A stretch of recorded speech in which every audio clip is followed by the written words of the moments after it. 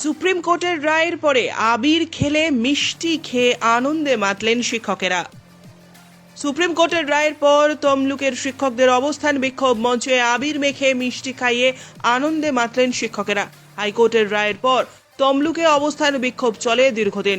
Supreme কোর্টের 26,000 শিক্ষকদের পুরো মামলা স্টে অর্ডার হয়ে যাওয়ার পর আনন্দে মিষ্টি মুখ করলেন শিক্ষকেরা এবং আবির খেললেন, আনন্দে মাতলেন। দেখুন, আমাদের এটা আন্দোলনের জয় এবং রাজ্য সরকারের জয়।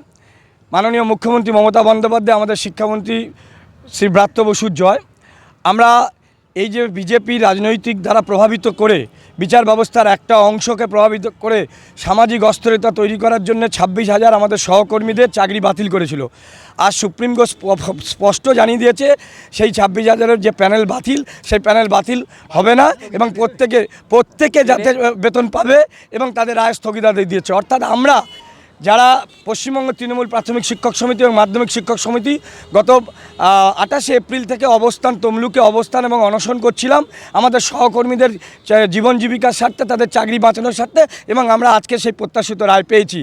এই অভিজিৎ গঙ্গোপাধ্যায় যে বিচারকের নামে প্রতারক, আজকে শয়তান প্রমাণ হয়ে গেছে গোটা বাংলা তথা দেশবাসীর কাছে। ফলে আমরা আমাদের সহকর্মীদের পাশে আছি, পাশে থাকব এবং তমলুকবাসী তথা গোটা বাংলাভাষীর মানুষের কাছে জানাতে চাইছি যে পূর্ব মেদিনীপুরের গাদ্দার শুভেন্দু অধিকারী যেভাবে বাংলাকে কলঙ্কিত করতে চাইছে, যুবক সমাজদের এবং আমাদের যোগ্য চাকরি রত সহকর্মীদের জীবন বিসর্জন দিচ্ছে, তার বিরুদ্ধে আমাদের ব্যবস্থা নিতে হবে এবং জাস্টিস গঙ্গোপাধ্যায় যে ভগবান রূপী শয়তান আজকে প্রমাণ হলো, তার বিরুদ্ধেও আমরা ব্যবস্থা নেব। সুপ্রিম কোর্ট জানিয়েছে যে প্রায় 8,000-এর মতন ভুয়ো শিক্ষক হয়েছে, তার পুরোটাই এসএসসি সুপ্রিম কোর্টে জানিয়েছে। এই বিষয়ে কী বলবেন?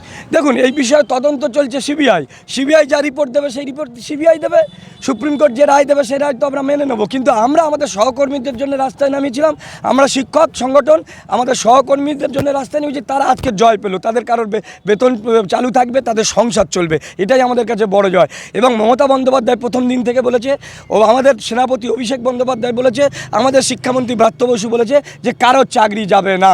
তাহলে আজকে তমলুকবাসী বাংলাভাষী বিচার করুক যে এই জাস্টিস গঙ্গোপাধ্যায় যে বিচারকের নামে শয়তান, সে মানুষের জীবন জীবিকা বিসর্জন দিচ্ছিল। আজকের এই রায় যদি না দিত, কত ফ্যামিলি আত্মহত্যা করত, কত মানুষের জীবন চলে যেত, তার দায় কে নেবে?